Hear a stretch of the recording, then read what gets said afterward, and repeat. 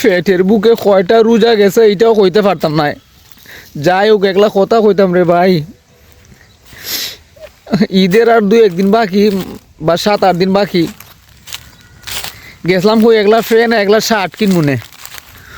ও বাইরে 332টা দোকান, প্রত্যেক দোকানের মধ্যে রে ভাই 10 মিনিট 12 মিনিট দাঁড়ায় খাড়ই রয়েছি, বেড টেনতে লাগে আর সিরিয়াল পাইলাম না রে ভাই। মনের দুঃখ মনের কষ্ট লইয়া আরও দ্বিতীয় রাউন্ড মারলাম প্রত্যেক দোকানও, সব দোকানও রে ভাই শুই আড়াইবার জায়গা নাই, খালি বেড টেনতে লাগি।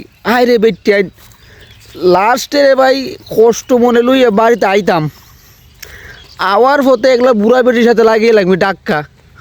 ও বাইরে বুড়া বেটি লাগি তাকে জানো নি, বুড়া বেটি লাগ হয় ও মাই গো মাই, বেড়াইতে লাগি মার্কেট করতে পারলাম না, হ্যাঁ বেড়াইতে লাগি শান্তি নাই।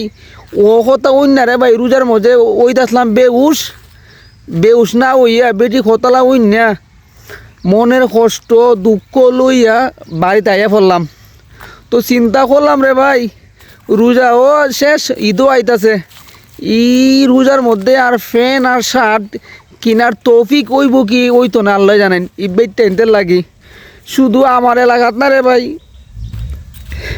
প্রত্যেক টাউন ও বন্দরও পুরুষের কোনো টাইম নাই, পুরুষের কোনো টাইম নাই, খালি বেড টাইন আর বেড টাইনতে লাগি। তুমি মার্কেট করতে পারতাই না পারতাই ওই, হ্যাঁ তুমি যদি রাতকু 10টার সময় যাও বেড টাইন, তুমি যদি সকাল 10টার সময় যাও বেড টাইন, তুমি যদি দুপুর টাইমে যাও বেড টাইন, মানে এই ঈদের শপিং খালি বেড টাইনতে লাগে, বেড়াইনতে কোনো ফাত্তাই নাই।